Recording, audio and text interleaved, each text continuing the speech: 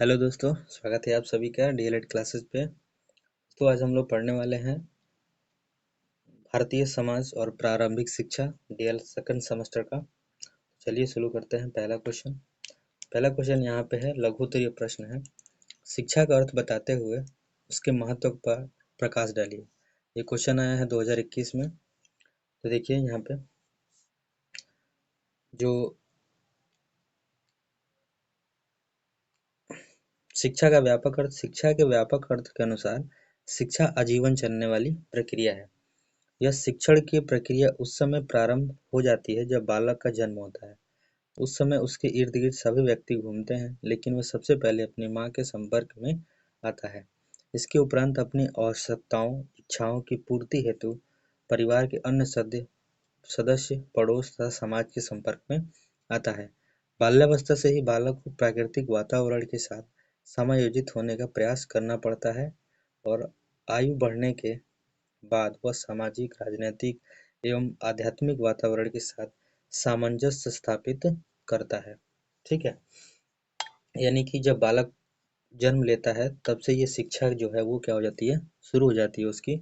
और सबसे पहले वो किसके संपर्क में आता है, तो माँ के संपर्क में आता है। इससे बालक धीरे धीरे परिवार, पड़ोस, स्कूल, समाज, अन्य संस्थाओं से कुछ न कुछ सीखता रहता है। इसलिए शिक्षा के विषय में लिखा गया है कि शिक्षा, यहाँ देखिए, शिक्षा एक ऐसी प्रक्रिया है जो जन्म से लेकर मृत्यु तक निरंतर चलती रहती है। ठीक है, मतलब ये कहने का है कि शिक्षा जो बच्चा जन्म लेता है तब से ये शुरू होती है और जब तक उसकी मृत्यु नहीं होती है तब तक वो शिक्षा का प्रक्रिया जो है वो चलता रहता है। यानी हम कह सकते हैं कि ये आजीवन चलने वाली प्रक्रिया है। ठीक है, मानव जीवन में शिक्षा का महत्व इस प्रकार है। पहला है व्यक्तिगत विकास के लिए, यानी कि अपने खुद के विकास के लिए भी शिक्षा बहुत जरूरी है। समाज की प्रगति के लिए भी आवश्यक है, यानी जो हमारे आसपास का जो समाज है, ठीक है, उसको उसकी प्रगति के लिए भी शिक्षा जरूरी है। राष्ट्र की प्रगति के लिए भी, मानव कल्याण के लिए आवश्यक है और सभ्यता और संस्कृति के लिए भी आवश्यक है। यानी कि शिक्षा जो है कुल मिला के क्या है, ये बहुत जरूरी है, जो किसी भी समाज, किसी भी व्यक्ति के लिए बहुत महत्वपूर्ण होती है। ठीक है, तो ये देख लीजिए क्वेश्चन। चलिए अगले क्वेश्चन पे। अगला क्वेश्चन है, आदर्शवाद के अनुसार शिक्षा का अर्थ बताइए। ठीक है, आदर्शवाद जो है मनुष्य को ईश्वर की सर्वोत्तम रचना मानता है। ठीक है, ये मानता है कि जो मनुष्य है ईश्वर द्वारा बनाई गई क्या है, एक सर्वोत्तम रचना है। मनुष्य अपने मानसिक विचारों द्वारा प्रकृति का अर्थ प्रदान करता है और तथा अपने सांस्कृतिक, नैतिक, आध्यात्मिक कारकों से प्राकृतिक और सामाजिक वातावरण पर नियंत्रण रखता है। इन सब कार्यों को सही दिशा में देने में शिक्षा का महत्वपूर्ण भूमिका होती है। यानी कि अगर शिक्षित व्यक्ति या शिक्षा अगर नहीं हो तो ये सारी चीजें क्या होंगी, व्यर्थ हो जाएंगी। बिना शिक्षा के मनुष्य पशु तुल्य जीवन व्यतीत करता है। यानी कि पशु और मनुष्य में एक तरफ से यही अंतर माना जाता है, शिक्षा। क्योंकि शिक्षा जो होती है वो मनुष्य को क्या करती है, सर्वोपरि बनाती है। किंतु जब शिक्षा का सानिध्य प्राप्त समाज के नागरिक बनकर आदर्शों, मान्यताओं, मूल्यों की जानकारी प्राप्त करता है, तब वो समाज का एक उत्तम व्यक्ति या उत्तम नागरिक बनकर शिक्षा से प्राप्त आदर्शों, अनुभवों को आत्मसात कर एक सुसंस्कृत व्यक्ति के रूप में प्रतिष्ठित होता है। अतः शिक्षा मानव को परिष्कृत एवं सबल बनाकर मानवता का पाठ पढ़ाती है और अच्छे कार्यों की ओर उन्मुख करती है। ठीक है, तो आगे होगा समझ में ये कि आदर्शवाद यानी कि शिक्षा जो है ये माना गया है कि महत्वपूर्ण होती है। अगर शिक्षा नहीं है, बिना शिक्षा के व्यक्ति किसके रूप में है, पशु तुल्य जीवन व्यतीत करता है। ठीक है, अगला क्वेश्चन।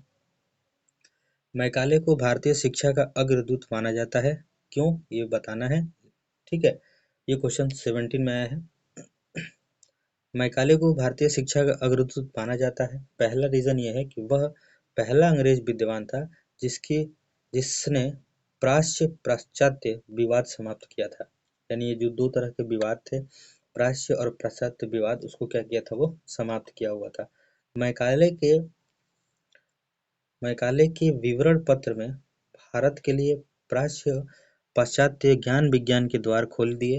अंग्रेजी शिक्षा ने भारतीय जनता को समानता, स्वतंत्रता और बंधुत्व की भावना उत्पन्न करके उनमें राजनीतिक जागृति उत्पन्न की। यदि भारत में अंग्रेजी शिक्षा का प्रादुर्भाव न हुआ होता तो भारत में स्वतंत्रता संग्राम कभी न छिड़ता। यानी कि जब अंग्रेजी शिक्षा भारत में आई, जो लॉर्ड मैकाले द्वारा लाई गई, तो उस समय भारतीय जो लोग थे, उन्होंने अंग्रेजी शिक्षा को प्राप्त किया और उन्होंने समझा, ठीक है, पूरे जो जो उस समय का माहौल था, उन चीज़ों को समझा और उसके बाद स्वतंत्रता संग्राम के बारे में उन्होंने सोचा।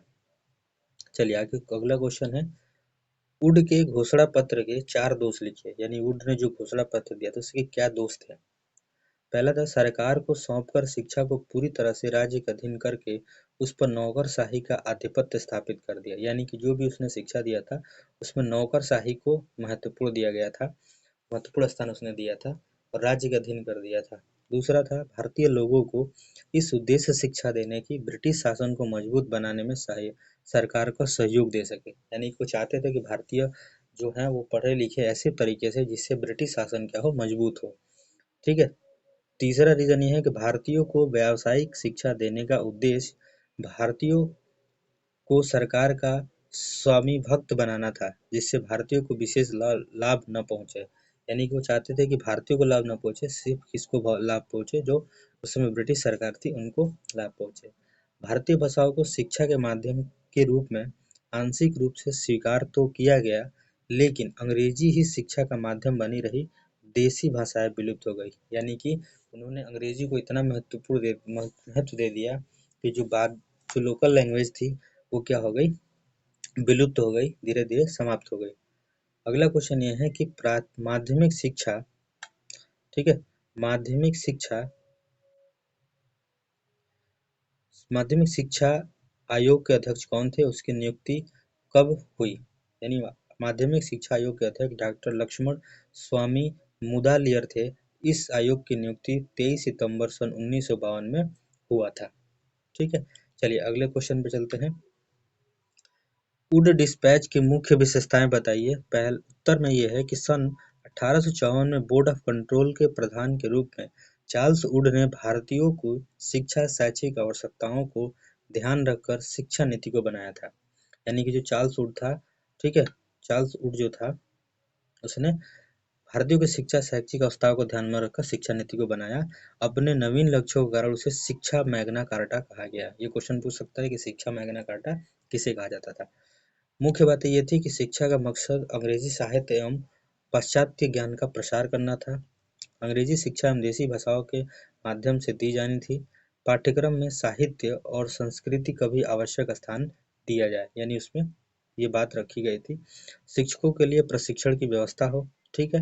विद्यालय प्रबंधक के लिए सहायता अनुदान मिलना चाहिए। उच्च विद्यालय शिक्षा के लिए विश्वविद्यालय स्थापित किए जाए। व्यावसायिक व्यावसायिक स्त्री को प्रोत्साहन दिया जाए। स्त्री शिक्षा को, यानी कि जो महिलाओं की शिक्षा है उसको भी ध्यान दिया जाए। जन शिक्षा की स्थापना की जाए। ठीक है, ये उसकी विशेषताएं थी जो चार्ल्स वुड की। ठीक है, चलिए अगला क्वेश्चन है अब, मध्यकालीन शिक्षा के उद्देश्य से लिखिए। यानी जो मध्यकाल में जो शिक्षा थी उसका क्या उद्देश्य था? पहला था, मध्यकालीन शिक्षा का प्रमुख उद्देश्य इस्लाम धर्म व संस्कृति का प्रचार करना था। यानी जो धर्म था उसको प्रचार करना था। ठीक है। सांसारिक एवं भौतिक ऐश्वर्य की प्राप्ति की। इन लोगों का मानना था कि जीवन में सुख सुविधा प्राप्त करने के लिए पढ़ना लिखना बेहद जरूरी है। यानी इनकी ये सोच थी कि अगर कभी भौतिक जो ऐश्वर्य है उसको प्राप्ति करने के लिए हमें क्या चाहिए, पढ़ना लिखना बहुत जरूरी है, इसीलिए उन्होंने शिक्षा को महत्व दिया। तीसरा था कि मुस्लिम या मध्यकालीन शिक्षा का एक अन्य उद्देश्य इस्लाम के अनुयायियों में ज्ञान के प्रकाश का विस्तार करना था। यानी कि जो इस्लाम धर्म को मानते थे उनमें क्या था, ज्ञान का प्रकाश करने का विस्तार करना था। शासन के सुदृढ़ बनाने के लिए योग्य व कुशलतम लोगों की आवश्यकता थी और शिक्षा के प्रचार व प्रसार द्वारा ही राजनीतिक उद्देश्यों की पूर्ति की जाती है। यानी कि जो भी वो लोग शासन उस समय करते थे उसमें शासन करने के लिए कुशलतम लोगों की जरूरत थी, इसीलिए उन्होंने शिक्षा का प्रसार किया ताकि राजनीतिक उद्देश्य जो उनका था वो क्या हो सके, पूरा हो सके। ठीक है। अगला क्वेश्चन है कि बौद्ध शिक्षा एवं वैदिक शिक्षा में क्या समानताएं थी? दो तरह की शिक्षाएं थी, एक बौद्ध शिक्षा जो बौद्ध धर्म के लोग थे, एक वैदिक शिक्षा। तो समानता ये थी कि दोनों में लक्ष्य निर्वाण प्राप्ति, इसमें भी लक्ष्य मोक्ष प्राप्ति थी। शिक्षा प्रारंभ की आयु जो थी वो 8 वर्ष थी, इसमें भी क्या थी, 8 वर्ष थी। शिक्षा का प्रारंभ संस्कार से है, इस शिक्षा का प्रारंभ संस्कार से है। भिक्षाटन यानी शिष्य की दिनचर्या, और इसमें भी भिक्षाटन यानी शिक्षा शिष्य की दिनचर्या, यानी दोनों में समानताएं ये थी। अगला क्वेश्चन है कि वैदिक कालीन एवं बौद्धकालीन शिक्षा में प्रमुख अंतर बताइए। अब इसमें समानताएं हो गई, अब इसमें अंतर क्या था। दोनों में अंतर यह था कि पहला था बौद्ध धर्म का प्रचार उद्देश्य था, यानी कि उनका ये बस ये उद्देश्य था कि उनका प्रचार प्रसार हो। ब्राह्मण धर्म का प्रचार उद्देश्य न था, नहीं था। ठीक है। संघ का वर्चस्व था, इसमें गुरु का वर्चस्व था, यानी गुरु इसमें महत्वपूर्ण था। शिक्षा समुदाय प्रधानता थी, इसमें शिक्षा परिवार प्रधानता थी। कालांतर में कालांतर में विलासिता की ओर अग्रसर हुए थे, और इसमें क्या दिया है, जीवन सादगी पूर्ण था। इसमें क्या था, जीवन सादगी पूर्ण था। ठीक है। चलिए अब अगला क्वेश्चन है, औपचारिक और अनौपचारिक शिक्षा में क्या अंतर है, या औपचारिक और अनौपचारिक शिक्षा में क्या अंतर होता है। सबसे पहले समझ ले कि औपचारिक और अनौपचारिक क्या होता है। औपचारिक होता है जिसमें किसी नियम के तहत हम कोई काम करते हैं। अनौपचारिक में से जिसके कोई नियम का बाध्यता नहीं होती है, हम कहीं से भी शिक्षा को क्या कर सकते हैं, प्राप्त कर सकते हैं, उसी को हम बोलते हैं अनौपचारिक। औपचारिक में है कि उसमें किसी संस्थान से हमको शिक्षा प्राप्त लेनी चाहिए। चलिए पहला खुद है, औपचारिक शिक्षा का उद्देश्य सामान्य एवं आदर्शात्मक होता है। ठीक है। जबकि अनौपचारिक शिक्षा का उद्देश्य वास्तविक, विशिष्ट तथा समय अनुसार होता है। औपचारिक शिक्षा सामाजिक जीवन में आकांक्षाओं, मान्यताओं, आदर्शों तथा आवश्यकताओं का प्रतीक है, जबकि अनौपचारिक शिक्षा का उद्देश्य व्यक्ति निहित आवश्यकताओं और समस्याओं की जानकारी तथा उनका समाधान है। ठीक है। यानी कि ये व्यक्ति के ऊपर डिपेंड होता है कि व्यक्ति जैसे अपना समस्या, अपनी जो आवश्यकता है उसके हिसाब से अपना शिक्षा प्राप्त करता है। तीसरा है, औपचारिक शिक्षा का क्षेत्र व्यापक है, यानी बहुत ज़्यादा बड़ा है। यह नियंत्रित तथा क्रमिक है, यानी सबका क्रम से है। जैसे हम लोग पढ़ाई करते हैं तो एक कक्षा 1, 2, 3 ऐसे लगातार पढ़ते हैं, जबकि औपचारिक शिक्षा का क्षेत्र सीमित है। अनौपचारिक का क्षेत्र क्या है, सीमित है। चौथा है कि औपचारिक शिक्षा वर्तमान, अतीत एवं भावी जीवन की तैयारी है, जबकि अनौपचारिक शिक्षा वर्तमान पर अधिक बल देती है, यानी कि जो इस समय चल रहा है उसी पे वो क्या देगी, बल देगी। ये या तो बीते हुए कल और आने वाले कल के बारे में बहुत कम ध्यान देती है। अगला है, औपचारिक शिक्षा का पाठ्यक्रम व्यापक, बहुउद्देशीय एवं जीवन से संबंधित होता है, जबकि अनौपचारिक शिक्षा के पाठ्यक्रम का उद्देश्य सीमित तथा सामाजिक वातावरण हेतु होता है। यानी कि अनौपचारिक जो शिक्षा होती है सो वातावरण से भी ये प्राप्त किया जा सकता है। ठीक है। चलिए अब आगे देखते हैं।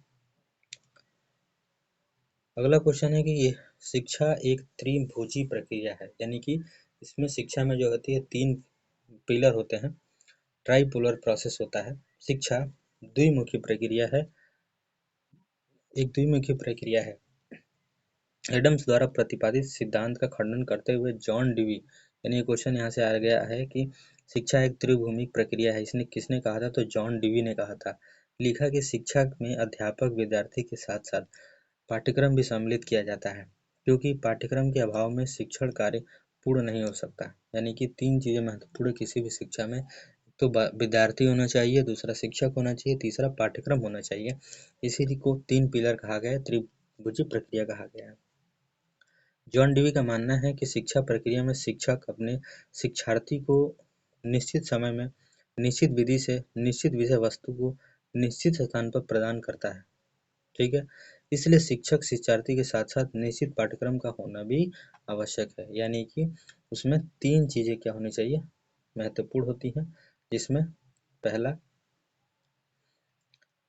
अध्यापक होना चाहिए, विद्यार्थी होना चाहिए, और तीसरा जो है वो पाठ्यक्रम होना चाहिए। यानी कि 3 चीज़ें, हमारा जो त्रिभूमि प्रक्रिया है शिक्षा, उसमें 3 चीज़ जरूरी है, अध्यापक, विद्यार्थी दूसरे नंबर पर, तीसरे नंबर पे पाठ्यक्रम जरूरी है। ठीक है दोस्तों, उम्मीद होगा आपको क्वेश्चन ये समझ में आया होगा। तो लाइक कीजिए, शेयर कीजिए, ठीक है, और सब्सक्राइब कीजिए। मिलते हैं अगले वीडियो में।